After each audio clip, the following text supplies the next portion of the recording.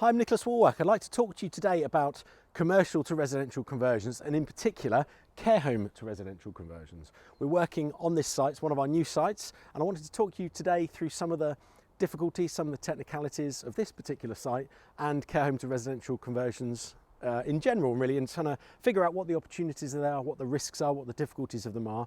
But in general, they do lend themselves very well to conversion. So I'll be talking you through some of those key points today. If you'd like the sound of that and you'd like to follow the journey of this, please subscribe to our channel, click the bell icon to be notified of new videos, and you can follow the journey of this particular site, amongst others, and some useful tips and tricks around property investing. So, you know, this is a huge care home.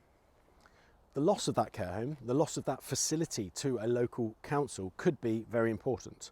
So one of the other things to watch out for in a care home to residential conversion is the attitude of that council to the loss of the care home facility. You know, you might need all the flats in the world, but if you need more care homes than you need flats, or you've got no care homes in that area, you know, we're in a booming population. Care home demand is at one of the all-time greatest highs and is increasing. So actually care homes are in demand as well. So when you're doing this kind of conversion, it's a huge risk that the local council might not approve your application based on the loss of the care home facility in that local area. And where will those residents go? Now, as it happens on this one, you know, things to look out for. This has been shut down due to it not being viable to run anymore. Clearly not enough demand.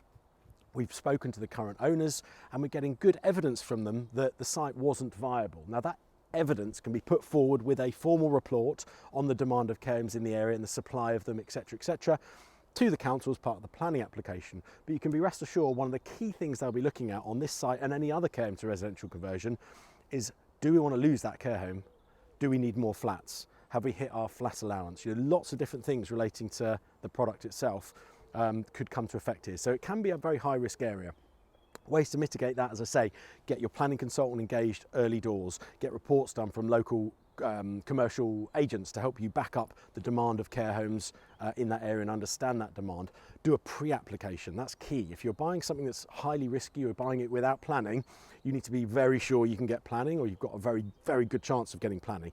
On the balance of probability, strong probability, you don't want to buy a £1.4 million care home site without very strong knowledge that you're going to get planning for that, because ultimately you're just going to have to sell it on again at a lower value, having failed to get the planning through.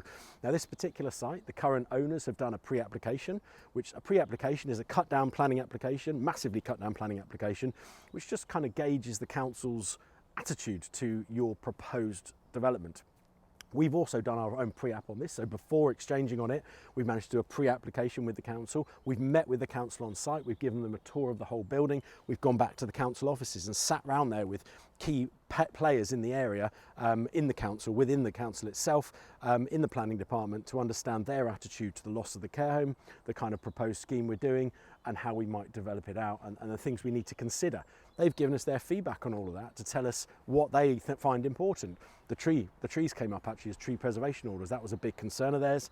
Also designing the flats to a good quality residential standard.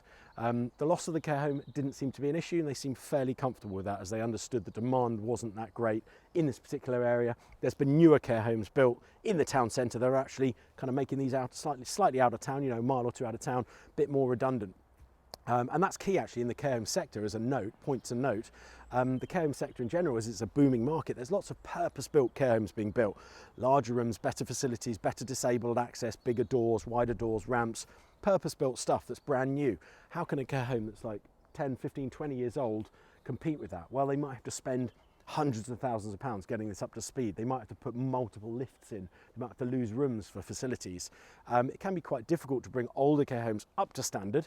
And with COVID hitting, Brexit hitting, general market slowdown over the last year or two, which now seems to be reversing and coming out of COVID really positively at the time we're kind of filming this, ultimately, you know, those kind of care homes are great things to recycle back into residential property. So hopefully I've given you a few tips of things to consider there.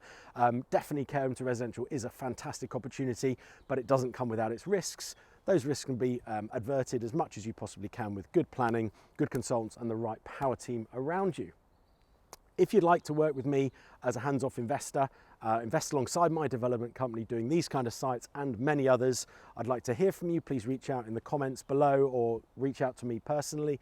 If you'd like to do a care home to residential conversion yourself or an office to residential conversion, if you'd like to get into HMOs or any other kind of planning and development work, I'm here with my team through my mentorship program to work with you. Reach out to me at nicholaswallwork.com/mentorship.